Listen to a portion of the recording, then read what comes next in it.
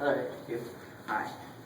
So my son has been experiencing some difficulties lately. He's having slow reactions and not wanting to eat as much. What do you think?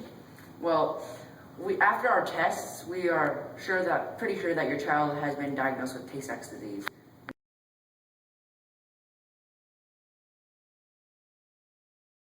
And some of the symptoms could be that he is not developing as fast, his muscles aren't working well, he has listlessness. What does that mean?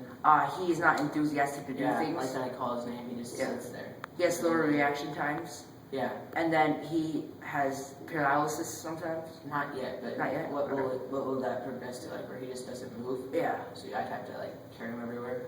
Sometimes that is the case. And then they can have hearing or vision loss. Yeah, his vision not too good. Like sometimes when he is crawling, like not recently, but he'd run into stuff. And then they have seizures sometimes. Yeah, he's had a couple. And then they sometimes have trouble turning around with motor skills, and then sitting and then crawling. We try to get him to wake up. Yeah. He hasn't really moved right in the way anymore. Yeah. Is there any treatment possible? At the time, there is no treatment available for Tay-Sachs disease, but we are researching it to see if we can cure it. Thank you. And what would the quality of life be? I mean, like we have 2 other kids. Are they going to be affected with it or anything? No.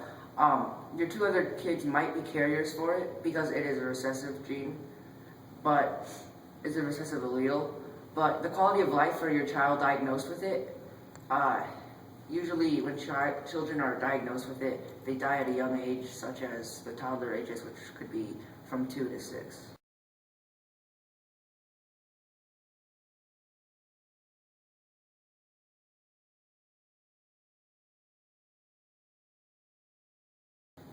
So he's 3 right now, and you're doing about 2 years, hopefully. Yeah. Okay. And like, so me and my wife don't have it. How would he get it? I'm not a specialist in that area, but I can refer you to the genetic specialist to tell you about that.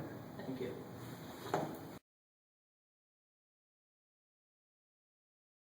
Hello. Hi, how are you? So my son recently hasn't been doing too good. We just went to the doctors, and he thinks he might have Tay-Sachs. Well, that's very rare. In fact, there's only around 12 cases in the whole entire world each year, but it could be possible. What religion are you and your wife, or ethnic group? We're both Jewish.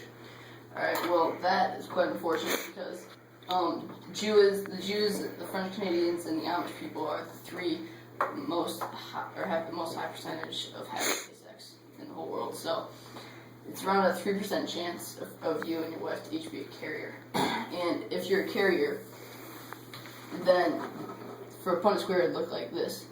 You would have it, and your wife would have it, and we have carrying it, not. Yeah, so you don't have it. You're carriers, and 1 child would not have it at all, and then 2 of your children would be carriers of it. So that'd be half percentage of your children being a carrier, and 1/4% of your children would have it. And if your wife, or if one of you or your wife did not have it, then it would look like this, and none of your children would actually have the disease, but half of them would be carriers.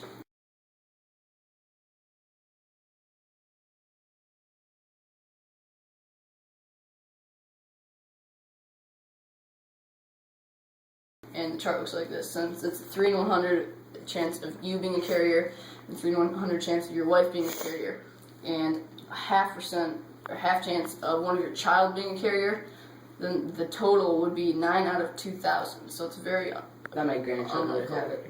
Yes. Okay.